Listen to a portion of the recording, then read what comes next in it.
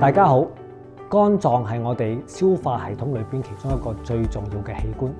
咁今日等大家嚟了解一下肝癌喺呢個最重要嘅器官裏邊嘅治療策略係點樣去安排。至於乜嘢係為之射頻消融術呢？其實咧射頻消融咧就係用一支針直接咧係穿刺入個腫瘤之後，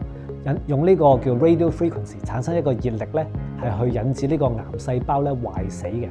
咁而呢個射頻消融術咧，最理想嘅治療方案咧，係適用於一啲腫瘤嘅直徑咧係細過3厘米以下。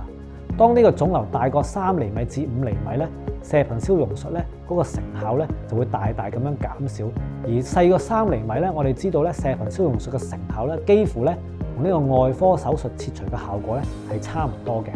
咁另外一個射頻消融術個優點咧就係話，佢除咗可以係開刀做之外咧，另外亦都可以微創啦，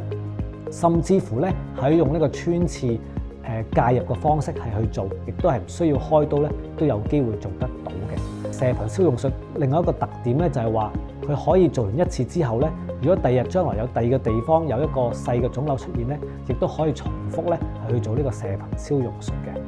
咁至於咩為之叫大髀針咧？就好似個名咁講啦，所謂咧大髀針咧，其實咧嗰個進入點咧就係話喺大髀一條動脈裏邊咧，我哋用一個穿刺喺嗰個位咧，係引入一條導絲，經過嗰條血管咧係引申去肝臟嘅動脈血管。當嗰個導絲去到肝臟嘅動脈血管咧，我哋就可以注射一啲局部嘅化療藥咧，直接咧係去進入呢個腫瘤嗰度嘅。咁其實咧，隨住呢個技術嘅改進咧，雖然個名咧我哋以前叫做大髀針，咁但係而家咧亦都可以咧從呢個手嘅動脈血管咧做呢個直接呢個導絲插入呢個介入嘅方案嘅。咁至於呢個免疫治療咧，同呢個大髀針有咩唔同咧？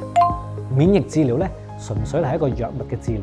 而免疫治療咧個注射咧就係基本上利用你身體一啲比較個血管嗰度咧直接注入嘅，咁就同呢個大髀針咧嗰個創傷性咧就好大分別。咁免疫治療一般嚟講咧，亦都係可以咧注射完之後咧，病人咧休息一陣咧就可以翻屋企啦，屬於一個日間嘅治療方案。而大髀針咧一般嘅建議咧，我哋做完之後咧都會喺醫院度休息一晚，第二日度咧先至可以翻屋企嘅。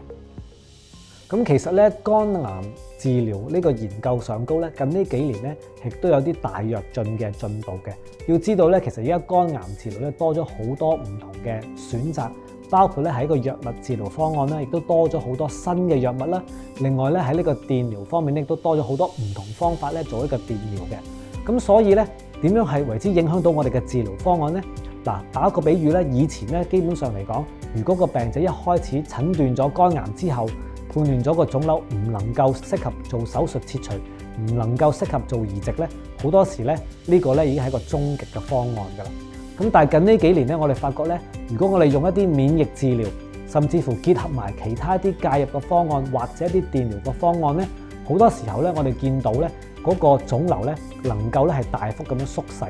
咁喺我哋呢個醫學名稱上高咧，就叫做降期啦，就係話將嗰個腫瘤嘅期數咧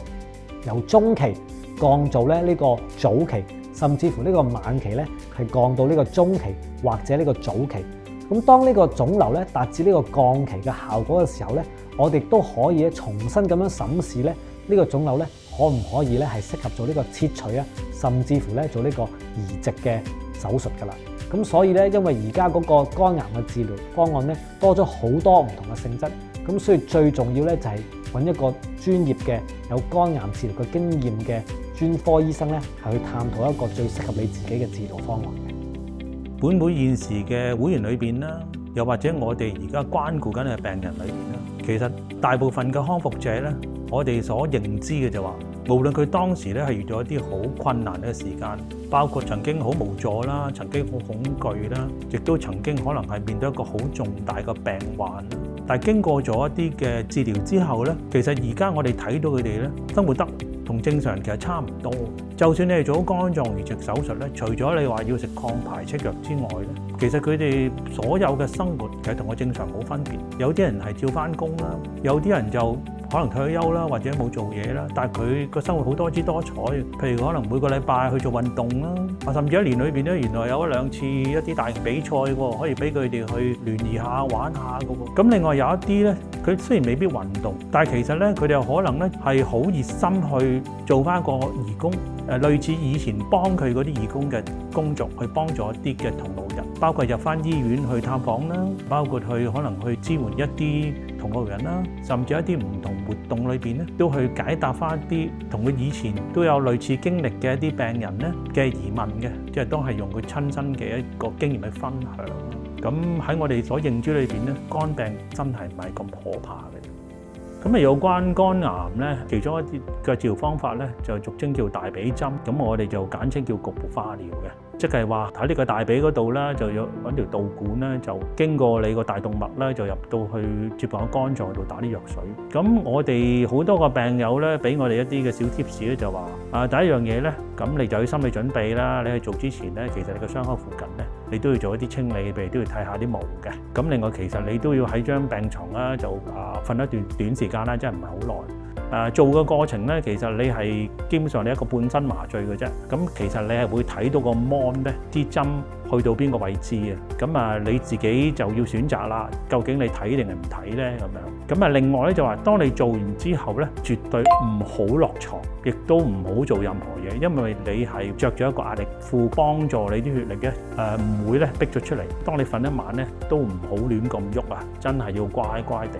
咁當你做完之後，你翻到屋企咧，其實個休息時間就唔需要好耐。不過始終有個傷口，所以就要小心啲啦，都唔好做一啲好刺激性嘅嘢，譬如搬運一啲其他嘅勞動性嘅一啲嘅動作，寧願令個傷口咧縫越多啲嘅時候咧，先去做啦。咁另外咧就有關免疫加標靶啦。咁其實我哋睇翻啲病友俾我哋嘅 feedback 咧，就話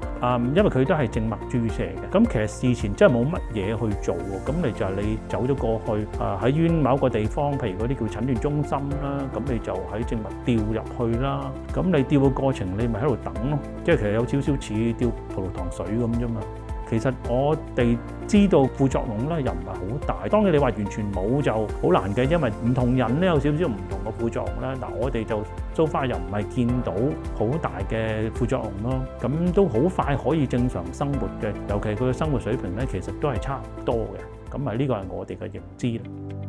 今日有關肝癌呢段片咧就嚟到呢度，咁我哋希望我哋嘅分享咧可以幫到大家有多啲嘅認知同埋多啲嘅啟發。如果大家唔明白嘅話咧，除咗可以聯絡你哋嘅主診醫生之外咧，同時你哋都可以揾我哋香港肝臟移植協康會求助嘅，希望我哋可以幫到你哋。